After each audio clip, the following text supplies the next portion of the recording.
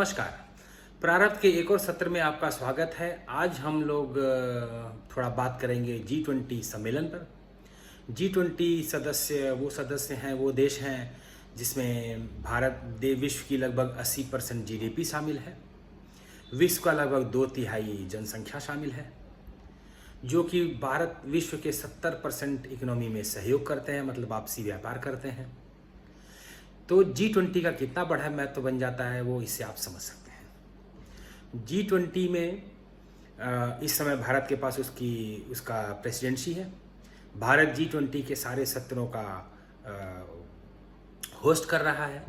भारत ने इसमें जो है एक जो स्ट्रेटजी अपनाई है, उस स्ट्रेटजी में भारत हर सत्र को अलग अलग भारत के अलग अलग पार्ट्स में, मतलब अलग अलग राज्यों में, उनकी राजधानियों में छोटे से जगहों पर भी उसके सत्र आयोजित किए जा रहे हैं। कई ऐसे रिसर्च इंस्टीट्यूशन हैं, उनके अंदर में सत्र आयोजित किए जा रहे हैं। अब एक बड़ा सत्र जो कि दिल्ली में 9, 10, 11 में हो रहा 8, 9, 10 या 9 में हो रहा है, और इस सत्र में राष्ट्रों के प्रमुख हिस्सा लेंगे। आइए जानते हैं कि ये G20 इतना इम्पोर्टेंस क्यों है, G20 का एक प्रेसिडेंसी समय हमारे लिए क्यों इतना इम्पोर्टेंट है, और ये ऐसा कौन सा क्षण है जिस समय ये सब हो रहा है और भारत के लिए कितना उपयोगी है ये। जैसा कि हमने शुरू में बताया कि G20 में वो देश शामिल हैं जो विश्व की 80% जीडीपी पे कंट्रोल करते हैं। विश्व की 2/3 जनसंख्या है, जिसमें पूरे विश्व का लगभग 70 से 75% का ट्रेड शामिल है। तो जान सकते हैं कि मतलब पूरे विश्व की इकोनॉमी इसी G20 की तरफ से चल रही है। अब भारत में जब ये होता है, इसके सेशन होते हैं, भारत में इसकी मीटिंग्स होती हैं, सारे देशों के अलग अलग रिप्रेजेंटेटिव आते हैं, कभी विदेश मंत्री आते हैं, कभी वाणिज्य मंत्री आते हैं, कभी रक्षा मंत्री आते हैं, कभी उनके और अन्य जो ऑफिशियल्स हैं वो आते हैं, और अलग अलग सेशन जो करते हैं, चाहे वो जम्मू कश्मीर हो, चाहे वो दूर सिक्किम हो, वो चाहे त्रिपुरा हो, चाहे वो गुवाहाटी हो, लखनऊ हो, या आपका चंडीगढ़ हो, गांधीनगर हो, से लेकर के चाहे चेन्नई हो, बैंगलोर हो, मदुरई हो, इन सब जगहों पे G20 के अलग अलग सेशन लगातार चलते रहे हैं। इससे फ़ायदा क्या होना है? इससे फ़ायदा ये होना है कि इससे विश्व के उन देशों को जो कि विश्व के 80% जीडीपी और लगभग 75% व्यापार पर अपना कब्जा रखते हैं, जो उनको ये दिखेगा कि भारत में कितनी असीम संभावनाएं हैं, भारत के शहरों में कितनी द्रुत गति से डेवलपमेंट हो रहा है, भारत में क्या व्यवस्थाएं हैं, क्या व्यवसाय की व्यवस्थाएं, मतलब जो डिफरेंट कानून हैं, अलग अलग जो कानून बने हुए हैं, जो अलग अलग एक तरह से जो माहौल बनाया जाता है जिससे कि एक कंडीसिव एटमॉस्फेयर बने कोई भी व्यापार करने के लिए, वो लोगों को दिखेगा। वो दिखने से क्या होगा कि वो उनके देश की जो बड़े उद्योग हैं, या जो बड़े इन्वेस्टमेंट, फाइनेंशियल इन्वेस्टमेंट हैं, या टेक्नोलॉजिकल इन्वेस्टमेंट की कंपनियां हैं, जो संस्थान हैं, वो भारत में आएंगी। भारत एक खुद अपने आप में एक बहुत बड़ा एक जनसंख्या वाला देश है। मैं ये नहीं कहूँगा कि भारत एक बहुत बड़ा बाजार है, क्योंकि भारत का इकोनॉमी जो है वो सदा से नॉट एक्सपोर्ट पे डिपेंड रहा है, मतलब एक्सपोर्ट पे हमेशा डिपेंड नहीं रहा है, कंजम्पशन पे डिपेंड रहा है, प्लस एक्सपोर्ट, ये एक इक्वल टाइप का एक सामंजस्य है, जिससे क्या होता है कि भारत में जो उत्पाद बनेंगे वो भारत की एक बहुसंख्यक जनसंख्या है जो स्वयं उसको कंज्यूम करेगी, प्लस ये विश्व में भी एक्सपोर्ट होगा। तो भारत में बनने वाला कोई भी जो एक उत्पाद है वो न सिर्फ एक भारत के परिदृश्य से, बल्कि एक वैश्विक परिदृश्य से बहुत इंपॉर्टेंस रखता है। अब क्या होगा, जब पूरे देशों के, चाहे वो अमेरिका की कंपनी हो, यूरोप की कंपनी हो, चाहे जापानीज़ कंपनी हो, इवन चाइनीज़ कंपनी हो, जब वो भारत में आएंगी और उनके रिप्रेजेंटेटिव भारत में आएंगे और वो अपनी कंपनी को परस्यूट करेंगे, उनको एक माहौल का पता लगेगा, तो वो कंपनियां भारत में आएंगी। इससे क्या होगा कि नए नए उद्योगों का सृजन होगा।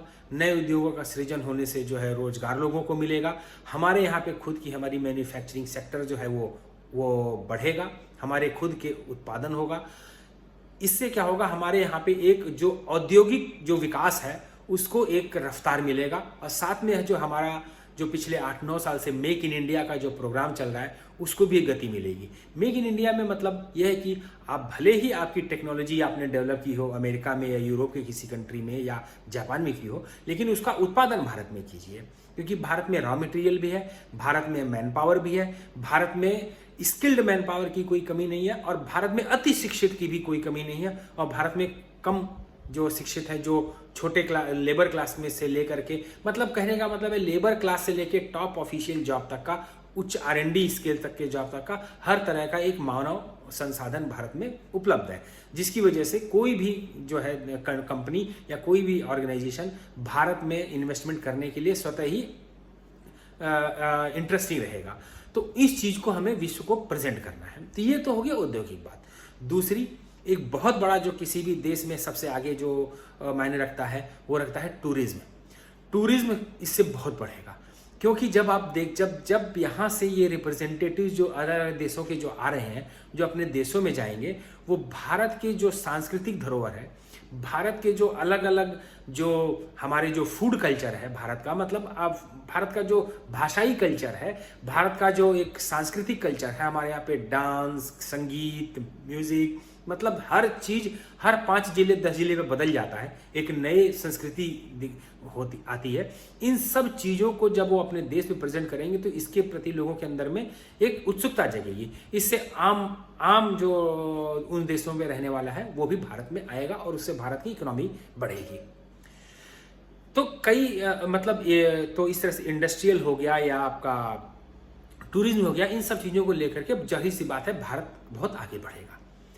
अब एक इस G20 में एक बहुत ही खास बात हुई है जो कि भारत की तरफ से हुई है। भारत ने जब इस G20 का प्रेसिडेंसी पाया, उसी समय सबसे पहले भारत ने एक टर्म है ग्लोबल साउथ, ग्लोबल साउथ के जो देश हैं उनको बुलाना चालू किया। अभी ग्लोबल साउथ देश कौन से हैं?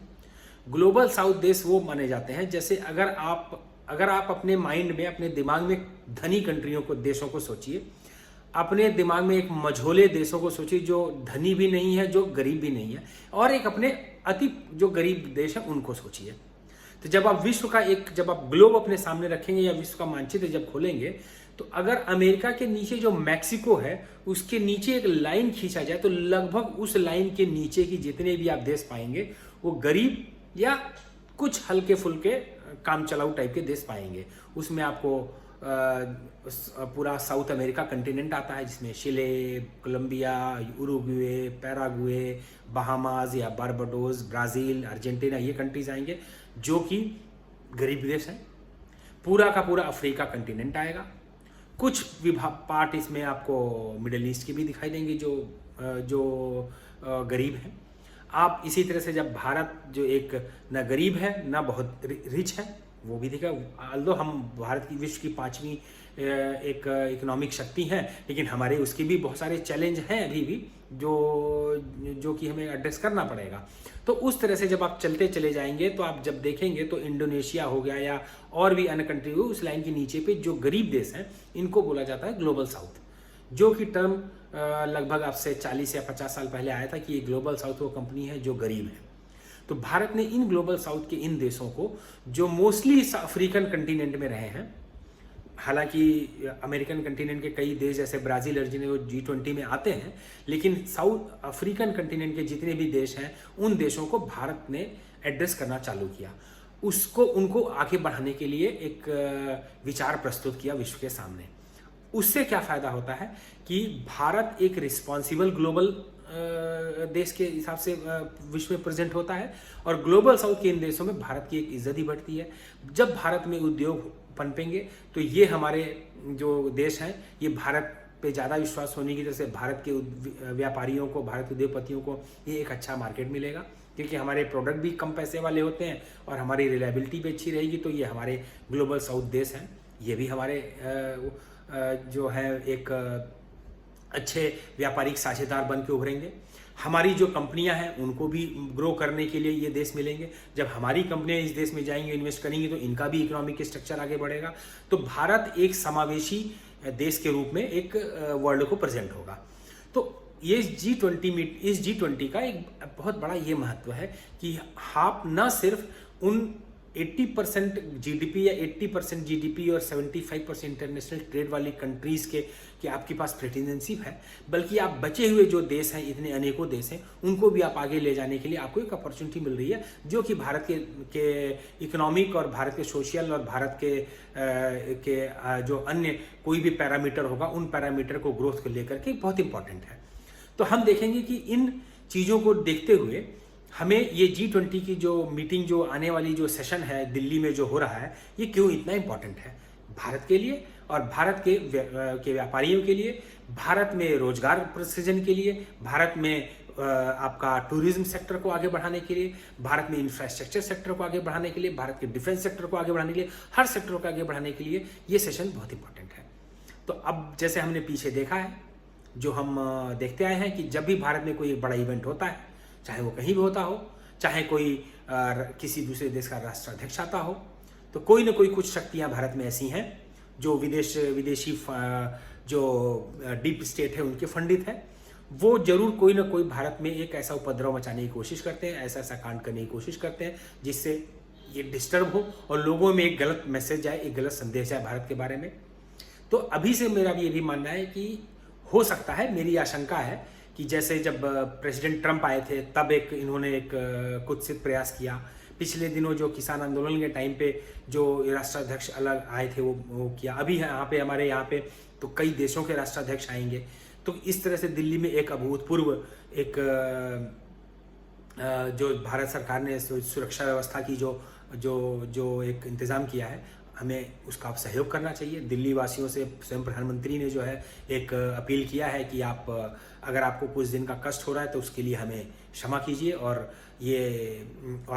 तो हमें लगता है कि इतने बड़े इवेंट, एक ग्लोबल इवेंट जिसमें भारत एक रिस्पॉन्सिबल सिटीजन के रूप में देश के रूप में उभर के आ रहा है, तो हमें भी एज ए नागरिक, भारत के नागरिक, हमें भी ये दिखाना चाहिए कि हम भी भारत अगर एक रिस्पॉन्सिबल ग्लोबल एक रिस्पॉन्सिबल देश है इस पूरे विश्व परिदृश्य में, तो इसके नागरिक भी जो है एक रिस्पॉन्सिबल नागरिक है जो अपनी जिम्मेदारियों को निभाएंगे।